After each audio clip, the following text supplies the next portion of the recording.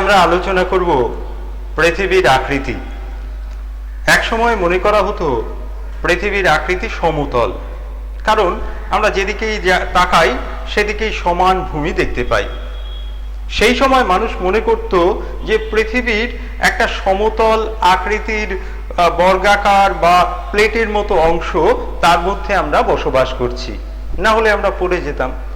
কিন্তু পরবর্তীকালে দেখা গেছে যে যদি প্লেটের মতো বা সমতল আকৃতির কোনো ভূমি হতো তাহলে তার প্রান্ত ভাগ থাকতো। আমরা সেই পৃথিবীর পৃষ্ঠ বরাবর যদি এক জায়গা থেকে আরেক জায়গায় যাই তাহলে তার একটা শেষ সীমানা পাবো, কিন্তু পৃথিবীর ক্ষেত্রে আমরা সেই শেষ সীমানা পাই না। বলা হয় পৃথিবীর আকৃতি সেক্ষেত্রে অবশ্যই গোলাকার হবে। বিভিন্ন বিজ্ঞানী তাদের গবেষণার মাধ্যমে তুলে ধরেছেন যে পৃথিবীর আকৃতি অবশ্যই গোলাকার। এই যে পৃথিবীর আকৃতি গোলাকার, তার পেছনে নানা বিজ্ঞানী নানা ধরনের যুক্তি উপস্থাপন করেছেন। তার মধ্যে একটা প্রধান যুক্তি হলো, ধরো তুমি একটা সমুদ্রের তীরে দাঁড়িয়ে আছো। সমুদ্রের তীরে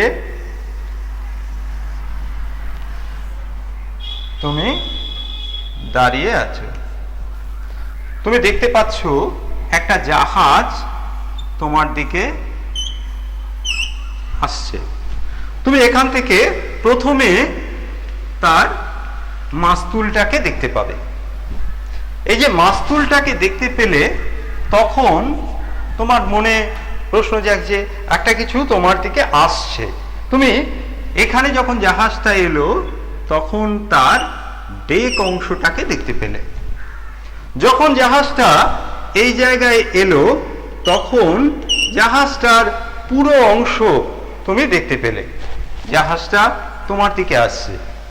এবার যখন এখানে এলো জাহাজটাকে আরো বড় আকৃতিতে তুমি দেখতে পেলে। পৃথিবীর আকৃতি গোলাকার বলেই এই রকম ঘটনা ঘটতে দেখা যায়। কারণ গোলাকার আকৃতি হওয়ায় এই যে কার্ভটা আছে এর এই অংশে যখন থাকছে তখন আমরা মাস্তুল দেখতে পাচ্ছি, তারপরে আমরা ডেক অংশ দেখতে পেলাম, তারপরে পুরো জাহাজটাকে ছোট আকৃতিতে দেখতে পেলাম, তারপরে দেখলাম আমরা জাহাজটাকে পুরো বড় আকৃতিতে। যদি পৃথিবীর আকৃতি সমতল হতো তাহলে কি হতো? সমান একটা জায়গা, তুমি এখানে দাঁড়িয়ে আছো, দেখতে পাচ্ছ একটা জাহাজকে, এখানে তুমি দেখতে পাবে পুরো জাহাজটাকে একটা বিন্দুর আকারে। যখন জাহাজটা এখানে এলো তখন আকৃতিটা একটু বড় হলো, এখানে যখন এলো জাহাজটার আকৃতি আর একটু বড় হলো, জাহাজটা এখানে এলো আরো আকৃতিতে বড় হলো, জাহাজটা এখানে যখন এলো তখন জাহাজটাকে আমরা দেখতে পেলাম অনেক বড়।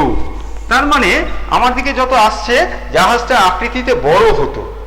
এক সময় জাহাজটা যখন ফিরে যেত তখনও আস্তে আস্তে আকৃতিটা ছোট হতে হতে এক সময় বিন্দুতে পরিণত হতো, কিন্তু জাহাজটাকে দেখা যেত।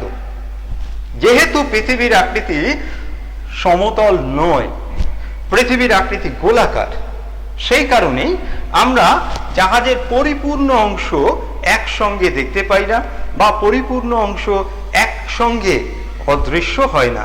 এর থেকে প্রমাণ করা যায় পৃথিবীর আকৃতি অবশ্যই গোলাকার। আমরা চন্দ্রকলা বিষয়টির সঙ্গে সবাই পরিচিত। আমরা চাঁদকে ছোট হতে বা বড় হতে দেখি।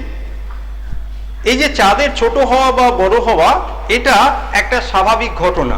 চাঁদের নিজস্ব কোনো আলো বা তাপ নেই, চাঁদ সূর্যের আলোতে আলোকিত হয়। চাঁদের পৃথিবীর চারদিকে চাঁদ ঘুরছে এবং সূর্যকে সামনে রেখে পৃথিবী ঘুরছে। এই ঘোরার সময় পৃথিবীর ছায়া চাঁদের ওপর গিয়ে পড়ে। এই যে চাঁদের ওপর পৃথিবীর ছায়া গিয়ে পড়ছে তার আকৃতিটা ছোট বা বড় হচ্ছে, যেটাকে আমরা চন্দ্রকলা বলছি। চন্দ্রকলার সময় আমরা দেখি যে চাঁদটাকে যদি এই রকম দেখি, তার এই রকম অংশটা আমরা আলোকিত অবস্থায় দেখতে পাই অনেক সময়।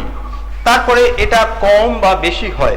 এই যে ছায়াটা পড়েছে, অর্থাৎ এই যে কালো অংশটা, কালো অংশটা আমরা দেখতে পাচ্ছি না, সেটা আমরা একটু ভালো করে লক্ষ্য করলে এটা কিন্তু গোলাকার আকৃতির। এটা প্রকৃতপক্ষে পৃথিবীর ছায়া। চাঁদ এমন একটা জায়গায় অবস্থান করছে যখন যে সূর্যের আলো সরাসরি চাঁদের উপর পড়ছে না, মাঝখানে পৃথিবী গার্ড করছে, বাধা দান করছে আলো পৌঁছতে। এই যে আলো পৌঁছতে বাধা দান করছে, তার ফলে চাঁদের উপর পৃথিবীর ছায়া পড়ছে। সেই ছায়াটার আকৃতিটা আমরা দেখতে পাচ্ছি গোলাকার। আমরা জানি যে কোনো গোলাকার আকৃতির বস্তুর ছায়াই গোলাকার হবে। চৌকো হলে তার চৌকো বস্তুর ছায়া চৌকো হবে। আজকে লম্বা বা দণ্ডাকার হলে তার দণ্ডাকার আকৃতির ছায়া তৈরি হবে। কিন্তু যেহেতু পৃথিবীর আকৃতি গোলাকার, তাই পৃথিবীর ছায়া যেটা পড়ছে সেটারও আকৃতি গোলাকার। আমরা এর থেকেও বুঝে নিতে পারি যে পৃথিবীর আকৃতি অবশ্যই গোলাকার। যদি গোলাকার আকৃতি না হতো তাহলে এই রকম ঘটনা ঘটতে দেখা যেত না। ইংল্যান্ডের বিশিষ্ট বিজ্ঞানী আলফ্রেড রাসেল ওয়ালেস একটি পরীক্ষা চালিয়েছিলেন ইংল্যান্ডের বেডফোর্ড চ্যানেলের ওপর। এই চ্যানেলটি সুদীর্ঘ পথ অতিক্রম করেছে সরল রৈখিকভাবে। এই চ্যানেলের মধ্যে তিনি 1 কিলোমিটার পর পর 3টি ভেলার ওপরে সমান উচ্চতার 3টি দণ্ড স্থাপন করেন। তাতে কি হলো বিষয়টা? তিনি বেডফোর্ড চ্যানেলের এই জায়গায় একটা, এই জায়গায় একটা, এই জায়গায় একটা, 3টে দণ্ড স্থাপন করেছেন। করে তিনি দূরবীক্ষণ যন্ত্র দিয়ে তিনি দেখেন যে এই মাঝের দণ্ডটির উচ্চতা বেশি।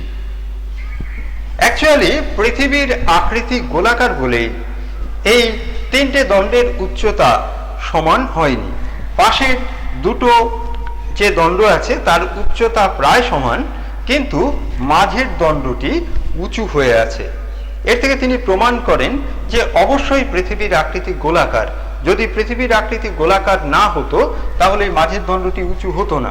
ধরা যাক এটা গোলাকার নয়, তাহলে সেক্ষেত্রে কি হতো? গোলাকার না হলে তাহলে এইখানে ধরলাম একটা ভেলা আছে, এখানে একটা আছে, এখানে একটা আছে, এখানে এখানে এখানে 3টে দণ্ড আছে। দূরবীক্ষণ যন্ত্র দিয়ে তিনি লক্ষ্য করছেন, তাহলে দেখা যাবে 3টে দণ্ডের উচ্চতায় সমান উঁচুতে থাকবে। এই যে সমান উচ্চতায় 3টে দণ্ড অবস্থান করছে, এটা দিয়ে আমরা প্রমাণ করতে পারি যে পৃথিবীর আকৃতি সমতল। কিন্তু ঘটনাটা এটা ঘটেনি। ঘটেছে যেটা, সেটা হচ্ছে এই রকম মাঝের দণ্ডটি উঁচু হয়ে আছে কিছুটা, সেটা দিয়ে প্রমাণ করা যাচ্ছে যে পৃথিবীর আকৃতি অবশ্যই গোলাকার। এরপর যে বিষয়টি নিয়ে আমরা আলোচনা করব সেটা হলো দিগন্ত রেখা। দিগন্ত রেখা কাকে বলে? আমরা যদি একটা বড় ফাঁকা মাঠ বা বড় প্রান্তরের কাছে গিয়ে পৌঁছই, তাহলে গিয়ে দেখব যে আকাশটা গিয়ে মাঠের সঙ্গে বা জমির সঙ্গে মিশে গেছে।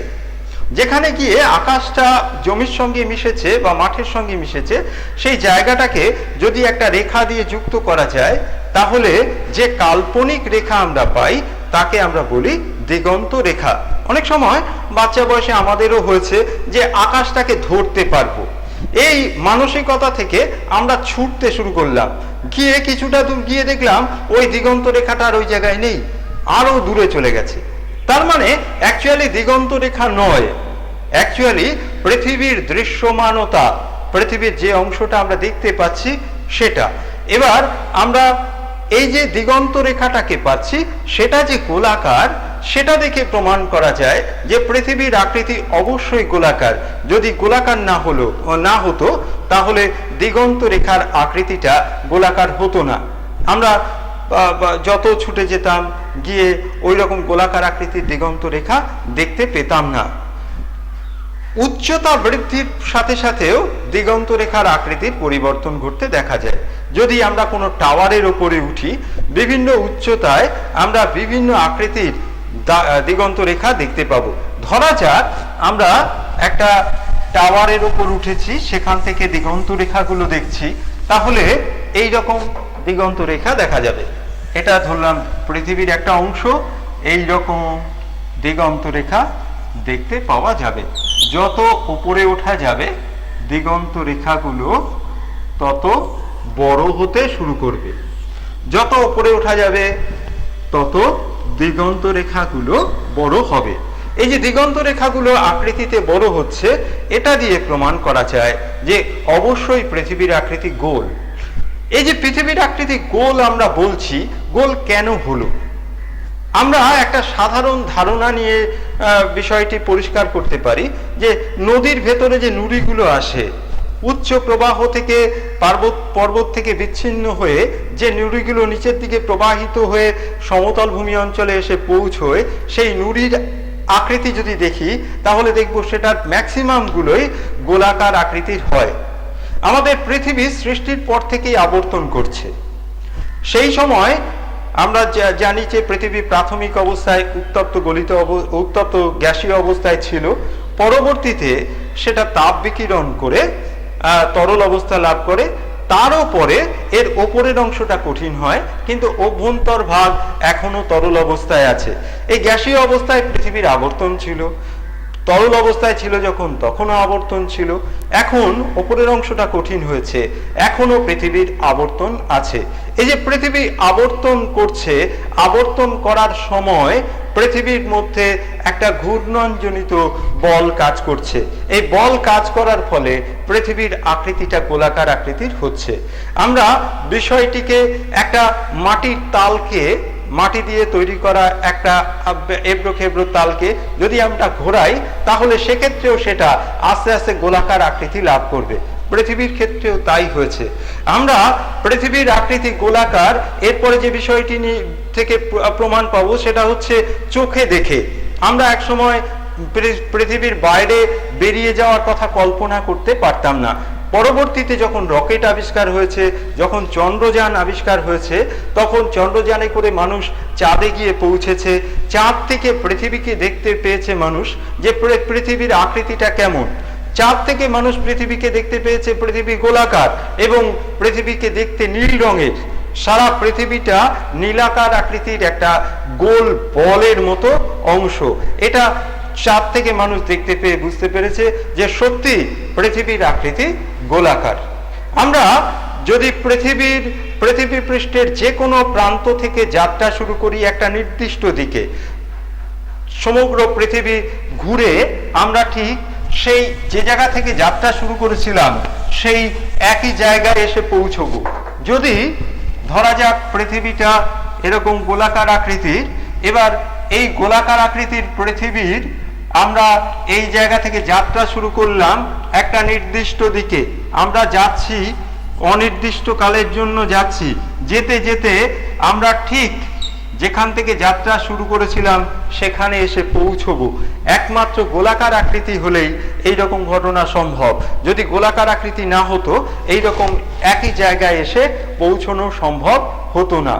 এর থেকেও বোঝা যায় যে পৃথিবী অবশ্যই গোলাকার। আমরা যদিও প্রাথমিকভাবে মনে করি যে পৃথিবীর আকৃতি গোলাকার, কিন্তু পৃথিবীর আকৃতি গোলাকার নয়, পৃথিবীর আকৃতি অভিগত গোলকাকার। অভিগত গোলক কাকে বলে? যে গোলকের উত্তর দক্ষিণ চাপা এবং পূর্ব পশ্চিম স্ফীত। আকৃতিটা দেখতে কেমন? আকৃতিটা অনেকটা এই রকম। আকৃতিটা দেখতে অনেকটা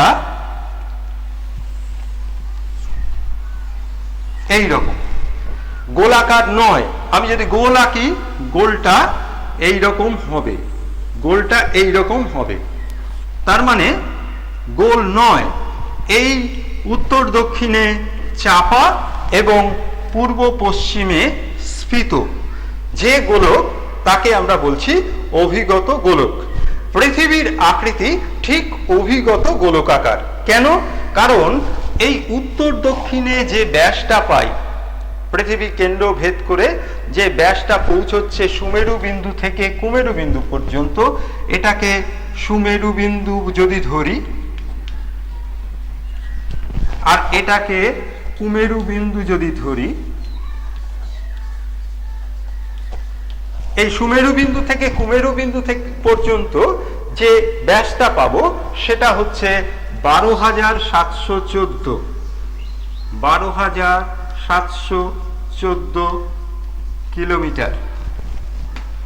আর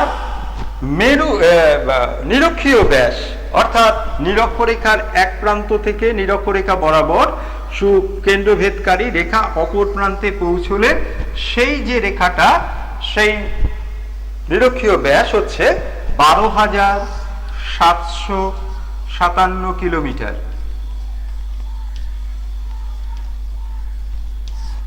তাহলে দুটোর মধ্যে আলাদা হচ্ছে, তার মানে এটা বৃত্তাকার নয়। দুটো যদি একই হতো তাহলে আমরা বলতাম পৃথিবীর আকৃতি গোলাকার, কিন্তু পৃথিবীর আকৃতি গোলাকার নয়, কারণ দুটোর মধ্যে পার্থক্য 43 কিলোমিটার। 43 কিলোমিটার হচ্ছে নিরক্ষীয় ব্যাস এবং মেরু ব্যাসের মধ্যে পার্থক্য। এই যে পার্থক্যটা তৈরি হলো, এটাই প্রমাণ করছে যে পৃথিবীর আকৃতি অভিগত গোলকাকার। আমরা যদি বস্তুর ভরের কথা ভাবি, তাহলে আমরা একটা বস্তুকে যদি এখানে মাপি মেরু অঞ্চলে, তাহলে তার পরিমাণটা বেশি হবে।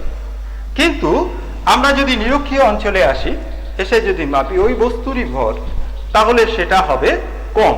কেন? কারণ কেন্দ্র থেকে দূরত্ব বাড়লে তার আকর্ষণ ক্ষমতা কমে যায়। আকর্ষণ ক্ষমতা কমে কেন? কারণ দূরত্ব বাড়ার কারণে। নিরক্ষীয় অঞ্চলের ক্ষেত্রে কেন্দ্র থেকে দূরত্ব বেশি, যে কারণে আকর্ষণ ক্ষমতা অনেকটা কম, যে কারণে বস্তুটির ভর হবে কম। কিন্তু মেরু অঞ্চলের ক্ষেত্রে দূরত্বটা যেহেতু কম, সেহেতু আকর্ষণের পরিমাণটা হবে বেশি, তাই তার ভরটা হবে বেশি। আমরা তর্কের খাতিরে আমরা মেনে নিলাম যে পৃথিবীর আকৃতি অভিগত গোলকাকার, কিন্তু পৃথিবীর আকৃতি প্রকৃতপক্ষে অভিগত গোলকাকারও নয়। পৃথিবীর আকৃতি পৃথিবীরই মতো, অর্থাৎ এটাকে বলা হয় GEOID। GEOID, জিওট, অর্থাৎ পৃথিবীর আকৃতি পৃথিবীরই মতো। তার সঙ্গে কোনো বিষয়ের বা কোনো বস্তুর মিল পাওয়া যায় না। কোথাও পৃথিবীর রয়েছে পাহাড়, কোথাও রয়েছে পৃথিবীর পাহাড়, কোথাও রয়েছে পর্বত, কোথাও মালভূমি, কোথাও সমভূমি, কোথাও সমুদ্র, সমুদ্রের গভীরতম খাত মারিয়ানা খাত, কোথাও রয়েছে সুউচ্চ হিমালয় পর্বতমালা। এই সমস্ত জায়গাগুলোকে একসাথে যদি মেলাই, তাহলে পৃথিবীকে না বলতে পারি গোলাকার, না বলতে পারি অভিগত গোলাকার, না বলতে পারি এটাকে কমলা লেবুর মতো, না বলতে পারি এটাকে বলের মতো, কারণ পৃথিবীর আকৃতির সঙ্গে কারো মিল নেই। এটা আমরা যদি গোল ধরি, এখানে ধরলাম পর্বত আছে, এখানে সমতল ভূমি আছে, এখানে সমুদ্র আছে, এখানে রয়েছে আবার মালভূমি অঞ্চল, এখানে রয়েছে সমুদ্র, এখানে রয়েছে উচ্চ পর্বত, এখানে পার্বত্য অঞ্চল, এখানে রয়েছে গভীর খাত সমুদ্র, এখানে রয়েছে সমতল ভূমি, এখানে রয়েছে আবার সমুদ্র, এইখানে রয়েছে একটা মালভূমি অঞ্চল, সমভূমি অঞ্চল। এই সব একসাথে মিলে যদি এটা হয় পৃথিবীর আকৃতি, তাহলে এইটার সঙ্গে আমি কোনো বিষয়ের, কোনো ভূমিরূপের সঙ্গে, কোনো আকৃতিশীল বস্তুর সঙ্গে মেলাতে পারবো না। তাই বলা হচ্ছে পৃথিবীর আকৃতি পৃথিবীরই মতো, অর্থাৎ পৃথিবীকে বলা হয় জিওট, GEOIT।